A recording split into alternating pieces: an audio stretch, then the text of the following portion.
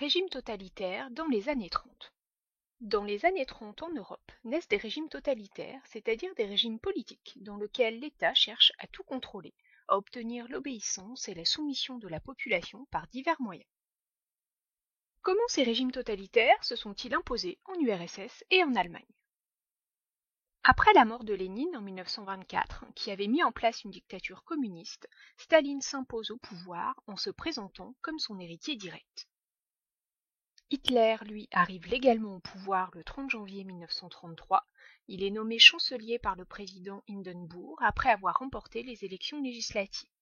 À la mort du président en 1934, il impose une dictature. Quels sont les points communs entre ces deux régimes totalitaires? Premièrement, la mise en place d'une dictature avec une seule personne au pouvoir, Staline pour le Parti communiste et Hitler pour le Parti nazi. Deuxièmement, l'embrigadement de la jeunesse, dans les écoles ou les organisations de jeunesse, comme par exemple les Komsomol en URSS ou les jeunesses hitlériennes, afin d'endoctriner les enfants dès leur plus jeune âge. Troisièmement, par une intense propagande, radio, affiches, journaux, parades, vantent les bienfaits du régime et imposent un culte de la personnalité. Quatrièmement, par la violence et la terreur menée par la police politique.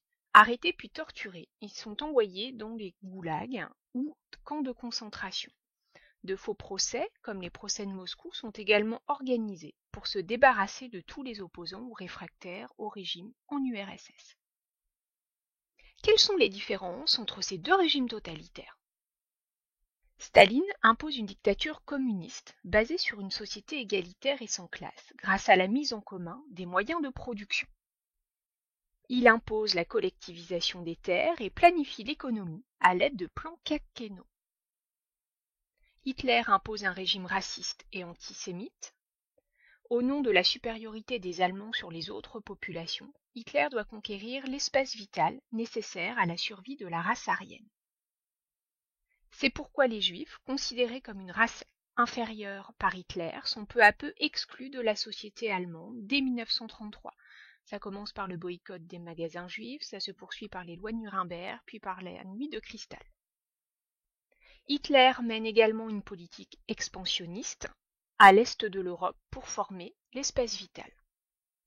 Il viole donc le traité de Versailles en remilitarisant la Rhénanie, en annexant l'Autriche puis la Tchécoslovaquie et en envahissant la Pologne, ce qui va aboutir à la Deuxième Guerre mondiale.